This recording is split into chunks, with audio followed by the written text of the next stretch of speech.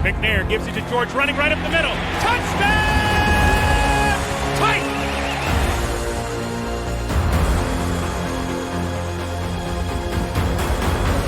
There are no flags on the field! It's a miracle! Safety, now you're one-on-one with it. Shows why he's the man. In trouble. Sack!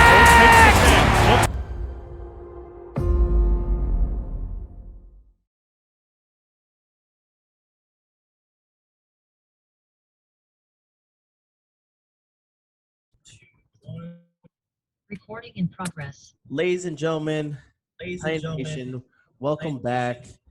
We have the gentleman on again, Mr. Jim Wyatt. How you doing, buddy? I'm doing great. Hope you're doing well. Just making a drive down the road, so it's a good time. Yeah, perfect, man. Again, it's always good to talk some Titans football, right? It is. Yeah, we're not that far away from from the start of training camp. It's fine. I'm on the way to as we speak, and I'm gonna keep my eye on the road and not on my phone because anybody watching this think I'm careless if I'm doing otherwise. But I'm on the way to Omaha, Nebraska for the College World Series game tonight between Vanderbilt and Mississippi State. And I just, about 15 minutes ago, just passed Arrowhead Stadium to my left. Certainly last time I was there, Titans were there for a very important game. So I think the Titans got a chance to be a contender once again this season, and we're now just about a month away from kicking off training camp, kind of seeing what this team's all about. Definitely. Do you think there's a lot of people are saying there's it's almost like a time frame what the Titans have that window. It's like a 2-year window with Derrick Henry, having AJ Brown still, acquiring Julio Jones. What do you think about that? I certainly get it. I mean, it reminds me, this stroke, as you refer to it, reminds me of, and it started a couple of years ago, when this team, started getting to the playoffs on a regular basis. Obviously, referred to that AFC Championship game against the Chiefs just a couple of years ago. I think that was kind of the start of a window where this team has, a chance to win a Super Bowl, and reminds me of that stretch from 1999 to 2003. The Titans went to the Super Bowl, went to 2 AFC Championship games, went to 4 playoff, made 4 playoff appearances in 5 years. Unfortunately, that team, was not able to close the deal, and that window closed without a Vince Lombardi trophy up in Nashville. I think that '99 team obviously was good enough to win it. Yep. Just a yard short. Forced overtime. The 2000 team, I think, was better. Lost in the first round of the playoffs to the Ravens. That 2002 team, was a good team that lost in the AFC Championship game to the Raiders. And then that 2003 team that ended up losing on a cold night in Foxborough, that team was good enough to win it. So, now look at the stretch the Titans are in. That team that lost to the Chiefs, the AFC Championship game, I'm convinced that team would have beaten the 49ers to win the Super Bowl that year. This past year, the Titans win the division, but then lose the first round of the playoffs to the Ravens again.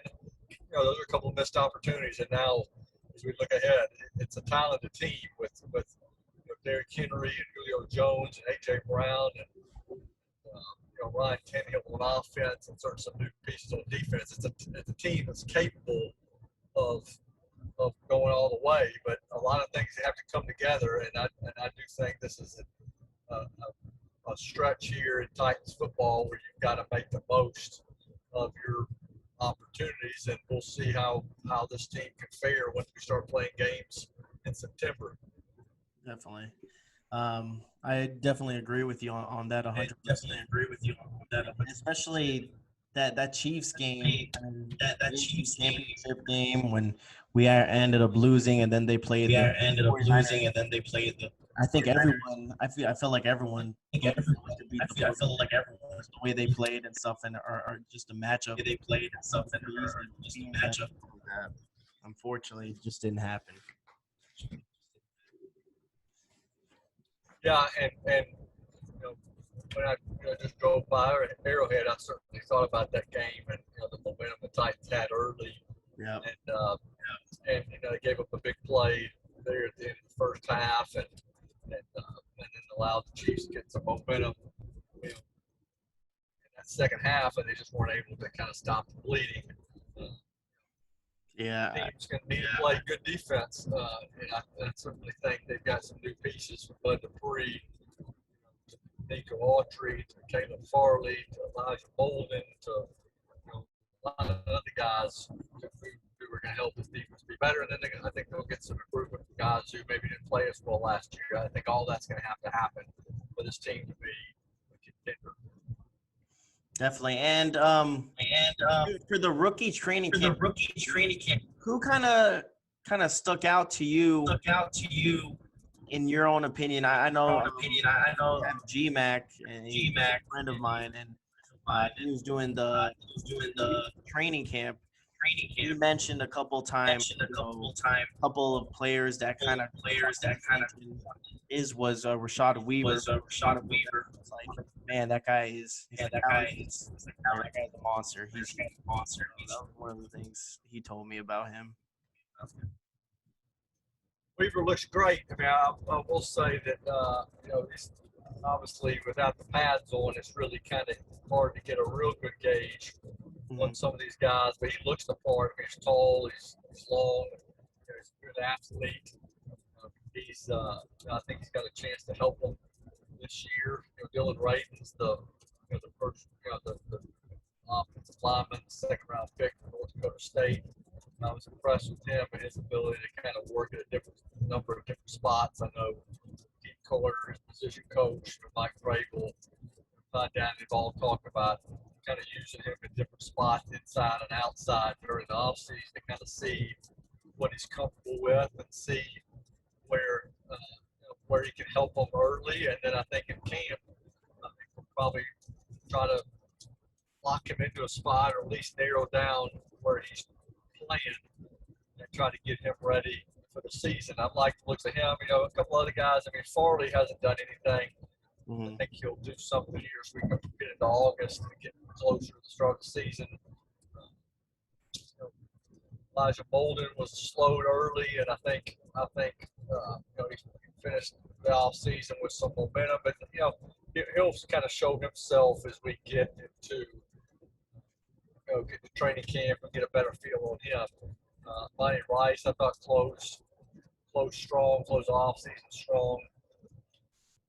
I like the looks of the two young receivers, Justin Patrick and Racey McMahon. I thought both those guys had solid off seasons. Obviously, things changed dramatically for them when Julio Jones walked in the door because they're no longer counted on as the play and try to be a number 3. Yeah. They're now playing, trying to compete, trying to be, guys that are in the rotation and McMahon, who was a later round pick, trying to make this roster, but there's going to be a lot of competition at that position. But I thought all those guys showed some positive signs during the off season, and now things get pretty serious once camp starts. Yeah, definitely. And receiver. I mean, now we have a lot of competition. We have Cam Batson. We have Mason Kinsley. Kinsley talked very highly about. That is very similar, almost to Humphreys. Almost. What did you think of Mason? Because a buddy of mine is all about Mason. So. Well, I mean, I think he looks good. I mean, he's I think he'd have to be considered a long shot to make the roster. I mean, because you do the math and you get the 5 pretty quickly. I mean, you got Julio Jones, you got A.J. Brown, and obviously Josh Reynolds. And then I mentioned Patrick and Racey McMath. Then you got other guys in the mix. You mentioned Batson. I thought Marcus Johnson had a really good offseason. Cody Hollister's been in the competition. And then they got some other guys who have some experience that that's going to make it a little bit tougher for a guy like Kinsey to stick. So, Gotcha. I mean, realistically, he's probably competing for a practice squad spot, but I think some practice squad spots are there to be had, and anxious to see how he does in camp. With him, and all those guys who went through the off season last year, they were at a disadvantage because they didn't have OTAs like they did this year. So he should be in a better position to make a good impression just because he's a lot more familiar with what he's supposed to do. Gotcha. Makes sense. Makes sense. For this upcoming season, who has the most pressure? Is it because they got the acquired or is it the defense because of the defense? What do you think? Yeah, I mean, you can look at it either way. I mean, I think both of them obviously have pressure on them. I mean, offense, whenever you have so many pieces, especially a new one like Julio Jones, and then you have a new offensive coordinator, Todd Downing. I mean, people were expecting that unit to be good. I mean, yeah, you lose Arthur Smith, but again, this is an offense that finished number 2 in the league. Scoring last year, they averaged they scored 30 points, I think, in 11 of the games. Future Hall of Famer in Julio Jones. I mean, you're expected to be good. So, I mean, there's pressure to perform and live up to expectations. Defensively, though, is where this team spent most of its offseason to focus on that. And adding a bunch of guys to fix it in the draft and free agency. Let's face it, that was the weakness last year. Yep. Throughout the season, so that's where the team spent a lot of resources financially and again draft picks. So both sides are going to need to hold up their end of the deal if this team's going to have a special season. And it may not be perfect early. I think it could take time because you got so many new faces and a new guy calling the shots on offense. But certainly potential there to be pretty good. Definitely. Is it okay if I check my? Is it okay if I check my weights real quick? Go ahead. Make sure I'm on the right track. Okay.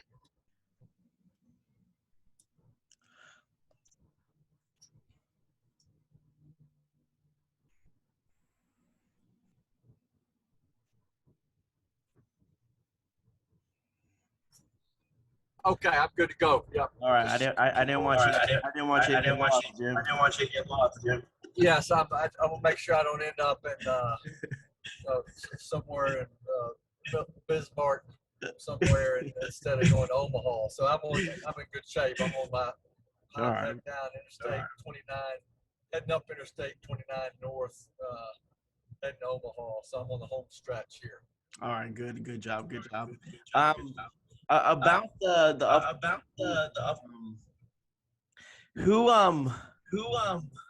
when Julio Jones came to the team, I mean, there was big hype. Again, the media didn't pay too much attention to us. I think we're used to it already like that. Do you think that actually helps Tennessee Titans or kind of it's something negative towards us? Like, you think it's good that kind of gives us like motivation because no one gives us any respect? I feel like that's what it is. I think every Titans fan feels like that. Yeah, I mean that's kind of a rallying cry for teams, and it's certainly been a rallying cry for past Titans teams. I mean, felt like they're a small market team, don't get the recognition they deserve.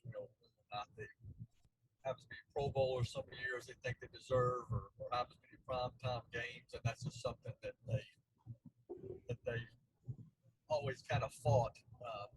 But I think you have to earn their respect. And I personally, I think, a lot of people talking about the Titans now, especially since Julio Jones has come aboard.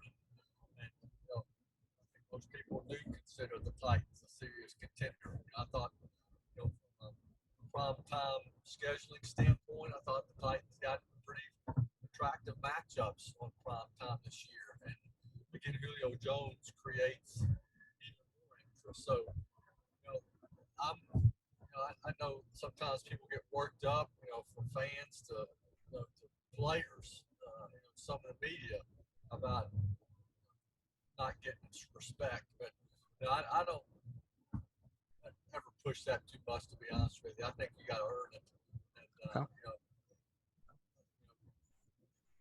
doesn't really matter who's talking about you in July, June, July, August. It's what matters when you get to January and headed towards February. And we saw again, a couple of years ago, Titans can get on the radar pretty quick if they can keep winning in the postseason. And all the talk now, no matter what they're saying, good or bad, really doesn't mean anything. Yep, absolutely. What kind of matchup are you looking for? What are you most excited for training camp? Just that, finally it's here and it's not, the COVID last year and all that. Facility was shut down for most of the part. So what are you most excited for training camp? Well, I love the one-on-one battles, especially, receivers going against the DBs, and again with Julio and AJ and Josh Reynolds too. You got three really good receivers who are going to make the secondary better, and it's a new look secondary. There's Jackrabbit Jenkins, who I thought looked really good in the mini camp. Farley, I don't know how early Farley will be out there. I don't think he'll be out there at the starting camp, but I expect Molden to be out there, and I expect certainly the secondary to be challenged. So I'm really looking forward to the one-on-one matchups with receivers and DBs. I'm looking forward to the O-line, D-line matchups, just seeing how Ravens holds up. Here in his first competition in camp with the pads on. Nico Autry, how he does. Bud Dupree, and they got another guy, that's worth watching from a health standpoint. That's one thing I think a lot of people are looking forward to is the start of training camp. We're just seeing who's going to be out there. Yep. Bud Dupree had practiced all off season. Taylor Watt had practiced all off season. Caleb Farley hasn't practiced all off season. Some other guys are coming off of injuries and didn't do anything this off season. So looking forward just to see who's available for the start, and then competition's great, and decent padded practices. All right, man. All right. Like I said, I got to say, I think one of the highlights of camp's going to be going to Tampa and working against the Buccaneers. That was supposed to happen last year, but didn't happen because of COVID. Yep. And now Titans going to go down there in August, leading up to the preseason game, and I think that could really be, that'll be great, seeing how the Titans kind of measure up against the defending Super Bowl champs. Yep, that's very good. That'll be really cool too. That'll be really cool too. Again, John, I want to say thank you again for coming on again to the show. It's always a blast having you, talking a little bit about the Titans with you. I hope you enjoy the College World Series. All right, man. Okay, well, I appreciate this time. It worked out pretty good. Glad we could make this work, and hopefully we'll see you soon. God bless, brother. Tighten up.